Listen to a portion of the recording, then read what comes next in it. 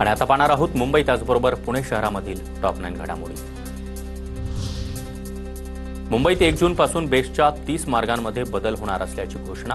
सार्वजनिक वाहतुकीची कार्यक्षमता आणि एकात्मता वाढवण्याच्या उद्देशाने बदल केल्याची माहिती।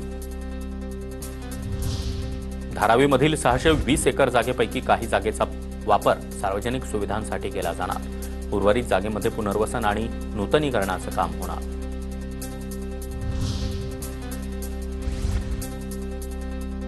मुंबई पोलिसांना डिजिटल स्मार्ट ओळखपत्र मिळणार। 4 कोटींच्या अंदाजपत्रकाला गृह खात्याची मान्यता। बनावट पोलीस ओळखपत्राच्या आधारे नागरिकांच्या फसवणुकीचे प्रकार वाढल्यानं गृह खात्याचा निर्णय। मुंबईच्या जे रुग्णालयामध्ये 40 दिवसांमध्ये 30 रोबोटिक शस्त्रक्रिया।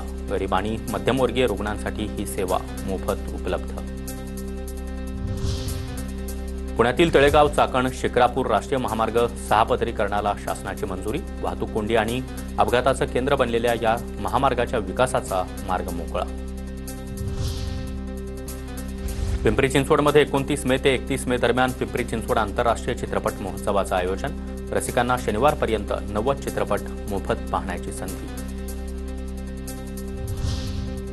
पुरंदर विमानतळाच्या भूसंपादनासंदर्भात 794 शेतकऱ्यांनी हरकती नोंदवल्या। हरकती मांडण्यासाठी अजून 10 दिवसांची मुदत वाढवून देण्याची वनपुरीतील शेतकऱ्यांची मागणी। सिंहगड किल्ला आजही पर्यटकांसाठी बंद। सिंहगड किल्ल्यावर वन विभाग, पुरातत्व विभाग आणि जिल्हा परिषदेकडून संयुक्त अतिक्रमण विरोधी कारवाई। केईएम रुग्णालयामध्ये साचलेल्या पाण्यामुळे मुंबई हायकोर्टानं सरकारला फटकारलं। तातडीनं उपाययोजना करा, मुंबई हायकोर्टाच्या सूचना। हायकोर्टानं मुंबई महापालिकेला देखील फटकारलं।